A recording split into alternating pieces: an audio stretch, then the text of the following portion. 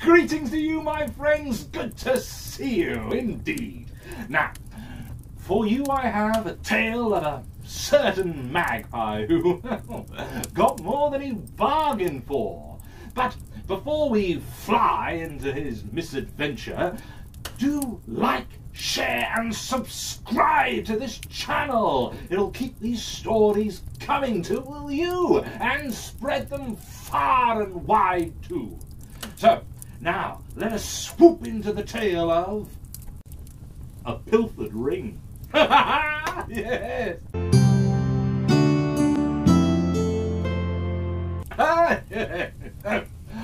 Once an age ago, in a deep dark forest, there flew a magpie called Pilfer.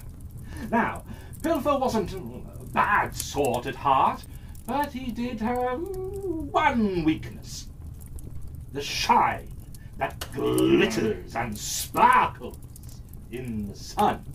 He would be drawn to the shimmer of pebbles in the stream, or the glow of dewdrops on the petals of daffodils, and he would even flitter between the freckles of sunlight through the trees.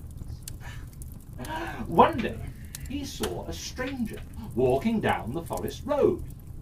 Pilfer had, of course, seen elves before, farmers heading to market, hunters seeking out game, but he had never seen one such as this, with a long white flowing beard that bulked up and down as he muttered incessantly to himself.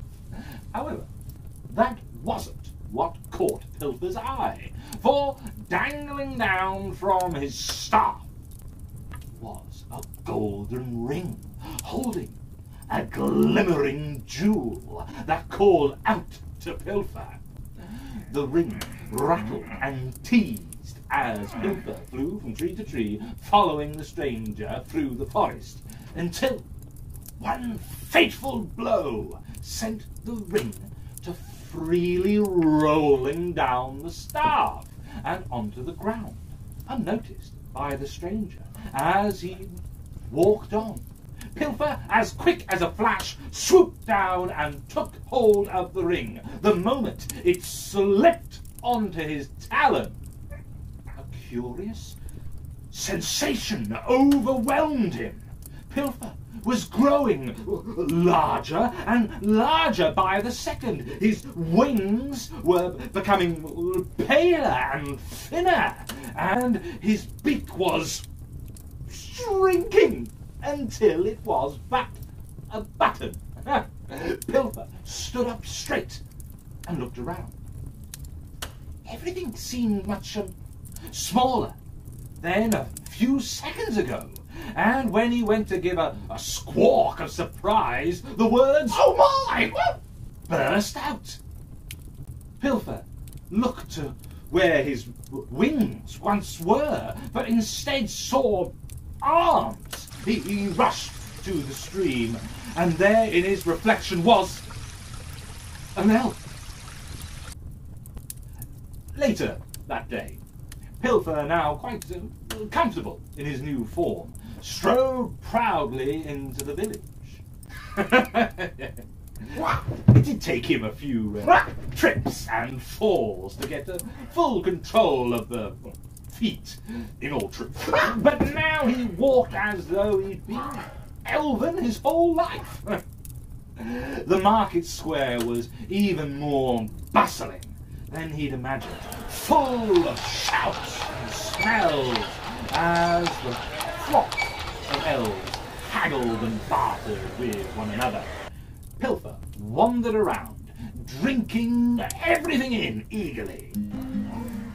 Strange warbling sounds floated across the air, quite different to the bird song to which he was accustomed, but every bit as beautiful. An unfamiliar scent made his nose twitch and his stomach growl. Then, out of the corner of his eye, Pilfer spotted something that was familiar to him. The glint of something shining. He found himself heading towards the market stall, which was adorned with many shining, sparkling treasures.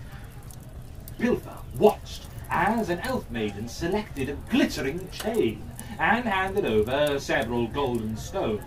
The merchant dropped them into a small chest before turning away to pick up several chains that had fallen.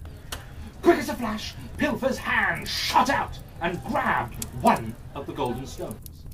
He tucked it away out of sight and melted into the crowd. Once he had moved a good distance, he reached into his pouch and took it out, marveling at how he could make it skip and dance over his fingers. As he held it up to admire the gleam once more, something else caught his eye. Yes, an elderly elf was stood on a raised platform, welcoming some new traders to the village. Around his neck hung a thick chain with many jewels. Pilfer couldn't take his eyes off it. His feet, almost of their own accord, carried him towards the elf.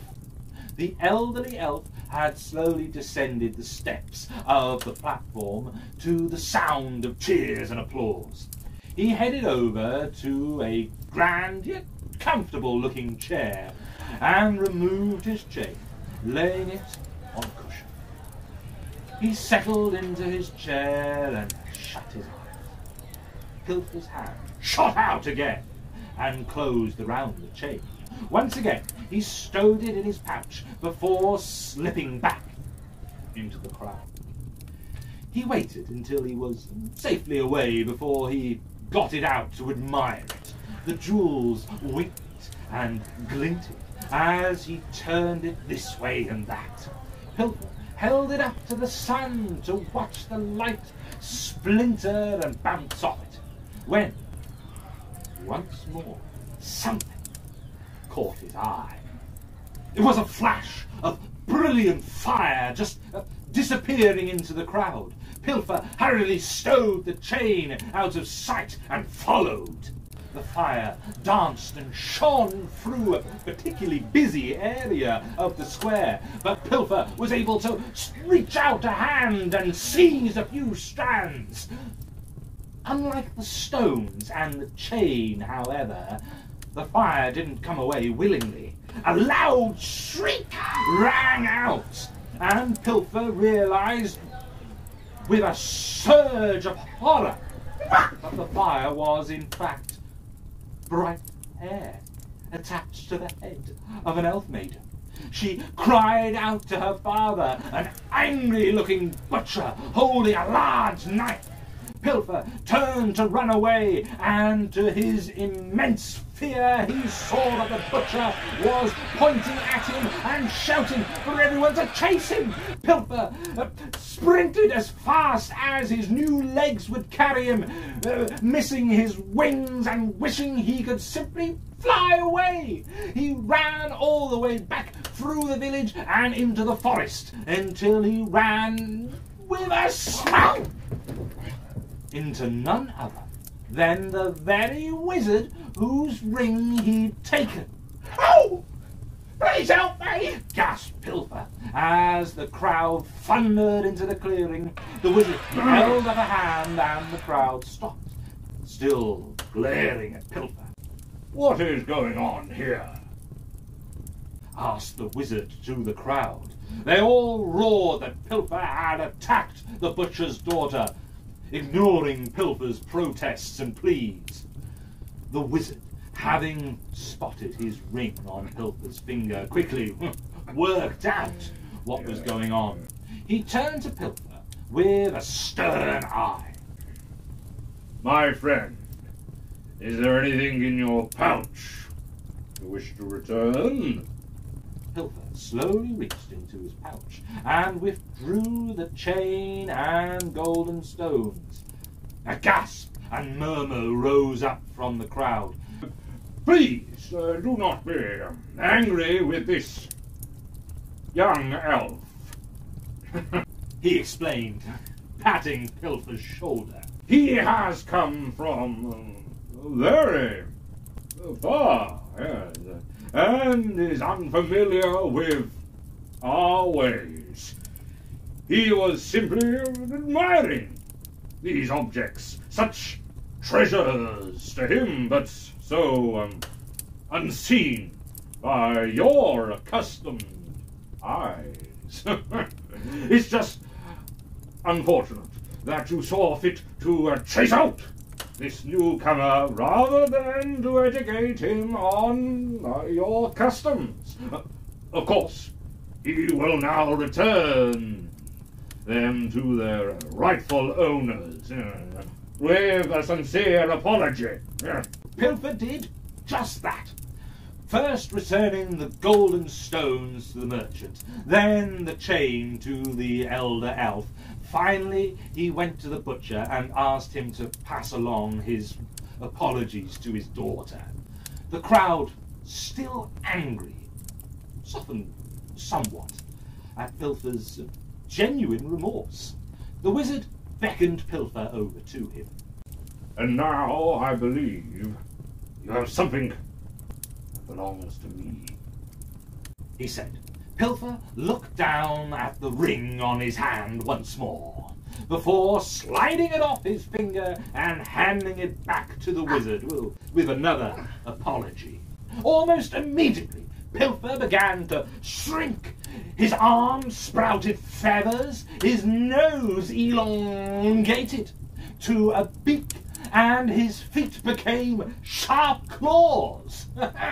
He was a magpie once again. He nodded his head in thanks, for he was, most grateful to have this adventure end, then flapped into the forest with a squawk. The crowd cried out in shock at Pilfer's transformation, before erupting into laughter. The strange thief had been a magpie all along. That's why he had taken so many shiny objects. The villagers turned and returned to their market, still filling the air with their laughter. They would forever remember the tale of a pilfered ring. So, of course, Pilfer shouldn't have taken that didn't belong to him, but we too must remind ourselves with patience and goodwill to explain why something is wrong without falling into anger. For you'll see, most, once they understand, they didn't mean any ill will and will truly want to make amends. Now, if this story has inspired your own story, or if you have any ideas or different stories, do email them to me at bard.elven.tales@gmail.com, and I'll send them back to Avalon and we'll turn them into a video like this one. And to help this channel grow, do like, share and subscribe. And of course, I'll see you next time for more Bard Elven Tales.